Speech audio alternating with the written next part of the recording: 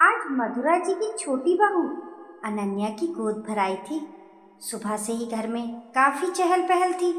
रिश्तेदार और मेहमान लगातार आ रहे थे। सालों बाद घर में ऐसा खुशी का पल आया था।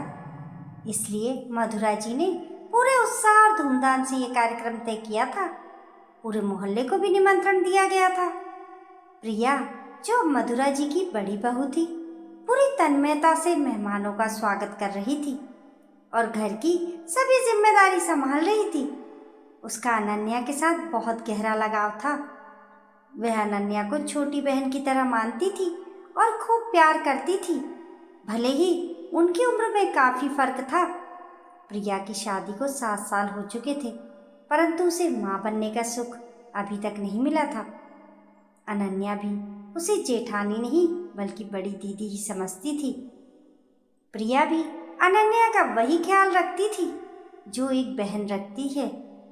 अनन्या के पति कबीर आर्मी में मेजर थे और उनकी तैनाती अक्सर दूर दराज जगहों पर होती थी। इसलिए गर्भवती होने के बाद से अनन्या अपने ससुराल दिल्ली में ही रह रही थी। प्रिया ने इन दिनों अनन्या की खूब सेवा की। उसके हर पल का ध्यान रखा, उसे उदास नहीं होने दिया और उसे क्या खाना पसंद है, किस समय क्या लेना है, ये सब प्रिया बाखूबी जानती थी। मधुरा जी को भी तो किसी चीज की चिंता ही नहीं करनी पड़ी थी, क्योंकि प्रिया उनकी सहायता बनकर बन खड़ी थी। वे छाया की तरह उनके साथ रहती थी और रात को भी उसी के पास सोती थी। वैसे तो गोद भराई 7वें महीने में करनी थी, लेकिन कबीर की छुट्टी न मिल पाने के कारण जब वह 2 महीने की लंबी छुट्टी पर आए, तब पूरे 9 महीने में ही ये कार्यक्रम रखा गया। दोपहर को ढोल नगाड़ों और संगीत के साथ विधि शुरू हुई। सबने बारी बारी से जाकर अनन्या की गोद में फल, मिठाई, नारियल और अपनी ओर से लाए गए उपहार उसकी चुंदरी में डाले। प्रिया भी उसके लिए एक खूबसूरत चेन लाई थी। जैसे ही वे गोद भरने के लिए आगे बढ़ी, तभी मधुरा जी और उनकी ननद ने बीच में ही उसका हाथ पकड़ लिया और बैठा दिया। वे बैठी ही थी कि पास बैठकर उसी बिल्डिंग में रहने वाली सुधा जी ने सबके सामने कह दिया, तुम गोद नहीं भर सकती क्योंकि अभी तक माँ नहीं बनी हो। लोग पीठ पीछे तुम्हें बांझ कहते हैं। ये सुनकर प्रिया के पैरों तले जमीन खिसक गई। उसकी आंखों से आंसू बह निकले। वह दौड़कर अपने कमरे में चली गई और फूट फूट कर रोने लगी। रस्म पूरी होने के बाद जब अनन्या ने चारों तरफ नजर दौड़ाई तो प्रिया कहीं नजर नहीं आई।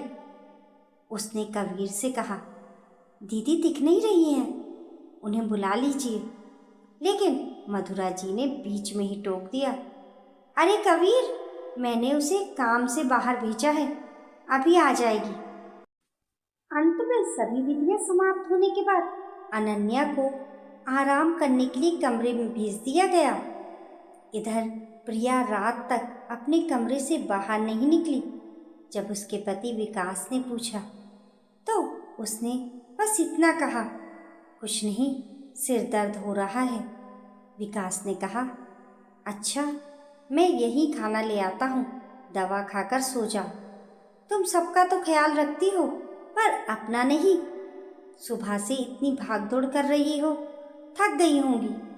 प्रिया चुप रही, बस उसकी आंखें नम हो गई। अगली सुबह वह उठकर नाश्ता बनाने लगी। अनन्या के लिए दूध लाना, उसकी पसंद का नाश्ता तैयार करना। आज उसने ये सारे काम कामिनी जी से करवा दिए और खुद उसके कमरे में गई तक नहीं। इधर अनन्या ने 2-3 बार उसे आवाज दी, पर प्रिया ने अपने मन को पत्थर बना लिया था। अंदर ही अंदर वे बहुत बेचैन थी और बिना अनन्या को देखे रह नहीं पा रही थी। फिर भी उसके सामने जाने से कतरा रही थी। जब दोपहर में सभी काम निपटाकर प्रिया अपने कमरे में आई तो देखा अनन्या वहां बैठी रो रही थी। प्रिया हकला उठी। तुम यहाँ क्यों आई? अपने कमरे में क्यों नहीं हो? क्या तकलीफ तो नहीं है? अनन्या तुरंत उससे लिपट गई और रोने लगी। हाँ मेरी प्यारी दीदी, आप मुझसे नाराज हैं, बात नहीं कर रही हैं, तो क्या मुझे दर्द नहीं होगा? दीदी कसम खाकर बताइए क्या हुआ? आप मेरी गोद भराई में भी नहीं आई। क्या किसी ने कुछ कहा या मैंने कोई गलती कर दी? नहीं सोना, तुम तो बहुत अच्छी हो। प्रिया की आवाज़ भर्रा गई। पर मैं माँ नहीं बननी हूँ ना, ये कहकर वह रुक गई। वह नहीं चाहती थी कि घर में कोई तनाव हो और उसका बुरा असर अनन्या की सेहत पर पड़े। अनन्या, तुम अपने कमरे में जाकर आराम करो, कबीर भी तुम्हारा इंतज़ार कर रहा है। नहीं दीदी, वो बाहर गए हैं, मैं अभी आपके पास ही रहूँगी, कहकर वह प्रिया की गोद में लेट गई। प्रिया भी धीरे धीरे उसके बाल सहलाने लगी। उसकी आंखों में आंसू झलक आए थे। उसी दिन शाम को कबीर के बचपन के मित्र की सगाई थी और पूरे परिवार को जाना था। दोनों के पिता भी अच्छे दोस्त थे और एक ही विभाग में काम करते थे। जाते जाते मधुरा जी ने प्रिया से कहा, हम जल्दी लौट आएंगे, तुम अनन्या का ध्यान रखना, कोई भी समस्या हो तो फोन कर देना, वहाँ जाना भी ज़रूरी है। कहकर वे सब चले गए। प्रिया ने अनन्या को दूध और नाश्ता दिया। थोड़ी देर बाद ही अचानक अनन्या के पेट में तेज दर्द उठने लगा। वे दर्द से कराहने लगी और बोली, दीदी बहुत दर्द हो रहा है। उसने उठने की कोशिश की पर उठ ही नहीं पाई। प्रिया उसकी हालत देखकर बुरी तरह घबरा गई। कामिनी, ओ कामिनी, जरा जल्दी से इधर आओ, दीदी को बहुत दर्द हो रहा है, अभी तुरंत अस्पताल ले जाना पड़ेगा। कामिनी आकर बोली, हाँ दीदी, ऐसा दर्द तो प्रसव के समय ही होता है। दोनों ने मिलकर अनन्या को संभाला, ड्राइवर को गाड़ी तैयार करने को कहा और उसे कार में बिठाकर अस्पताल के लिए रवाना हुए। प्रिया और कामिनी दोनों उसके साथ बैठी और उसे हिम्मत देती रही। प्रिया ने जल्दी से मधुरा जी को फ़ोन लगाया पर उनका फ़ोन नहीं लग रहा था। उसने एक एक कर सभी को कॉल किया लेकिन किसी ने रिसीव नहीं किया। कामिनी ने कहा, शायद वहाँ ढोल नगाड़े बज रहे हैं, इसलिए किसी को सुनाई नहीं दे रहा। मैडम, अस्पताल आ गया, ड्राइवर ने कहा। प्रिया ने बाहर देखा। जल्दी से नर्स और स्ट्रेचर लेकर आई। तब तक अनन्या का दर्द असहनीय हो चुका था।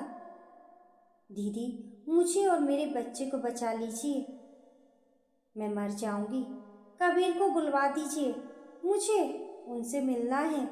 प्रिया की भी आंखें भर आईं। उसने उसके सिर पर हाथ फेरते हुए कहा, मैं हूं ना तुम्हारे साथ, तुम्हें कुछ नहीं होने दूंगी। उसे तुरंत ऑपरेशन थिएटर में ले जाया गया। सभी जांच के बाद डॉक्टर बाहर आए और बोले, थोड़ी जटिलता है, इनका हीमोग्लोबिन कम है और बच्चे जुड़वा हैं, हमें तुरंत सी सेक्शन करना पड़ेगा और खून की भी आवश्यकता होगी। आपके साथ और कोई है या उन्हें बुला लीजिए, कागजात पर हस्ताक्षर कर दीजिए जब तक हम तैयारी करते हैं। प्रिया बोली, डॉक्टर साहब, मेरा खून चेक कर लीजिए, बस अनन्या और उसके बच्चे दोनों को कुछ नहीं होना चाहिए। ब्लड ग्रुप मैच हो गया। तभी कबीर का फ़ोन आया। प्रिया ने जल्दी से सबको अस्पताल आने को कहा। नर्स ने प्रिया का खून लिया और उसे लेटने को कहा। फिर वह खुद ओटी में चली गई। कुछ ही देर में नर्स बाहर आई और मुस्कुराते हुए बोली, बधाई हो, अनन्या जी को जुड़वा बच्चे हुए हैं और ऑपरेशन भी सफल रहा। प्रिया खुशी के मारे रो पड़ी और ईश्वर को धन्यवाद देने लगी।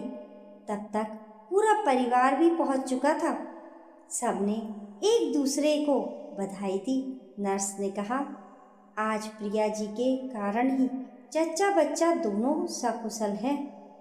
मधुरा जी प्रिया के पास आईं और बोली, बहू, आज मैं तुमसे माफ़ी मांगती हूँ। उस दिन लोगों की बातों में आकर मैंने तुझे गोद भराई से रोका, लेकिन आज तूने अनन्या और उसके बच्चों की जान बचाकर अपना सच्चा फर्ज निभाया है। शाम तक अनन्या को भी होश आ गया। उसने पालने में 2 प्यारे बच्चों को सोते देखा। उसने कबीर से कहा, मुझे उठा दो। धीरे से उठकर उसने एक बच्चे को गोद में उठाया और पास खड़ी प्रिया की ओर देखा। दीदी, आपने तो मेरी गोद भराई नहीं की, लेकिन आज मैं आपकी गोद भरना चाहती हूँ, कहकर उसने बच्चों को प्रिया की गोद में बैठा दिया। दीदी, इन बच्चों पर आपका हक मुझसे कहीं ज़्यादा है। प्रिया और विकास दोनों की आंखें नम हो गई। प्रिया ने बच्चे को गोद में लिया और अपने आंचल से प्यार से ढक लिया, उसे चूमने लगी। ये दृश्य देखकर पूरे परिवार की आंखें खुशी से भर गईं। उनकी दोनों बहुओं के आपसी प्रेम और समझदारी को देखकर सबका मन गदगद हो उठा। आज उनके घर खुशियों की बहार आ गई थी और ईश्वर ने मानो उनकी दोनों बहुओं की गोदें एक साथ भर दी थी। दोस्तों, आपकी इस कहानी के बारे में क्या राय है, हमें कमेंट करके ज़रूर बताएं। कहानी पसंद आने पर लाइक और शेयर करें। ऐसी ही अच्छी अच्छी कहानियों के लिए चैनल को सब्सक्राइब करना ना भूलें। मिलते हैं फिर एक नई कहानी के साथ। तब तक के लिए नमस्कार।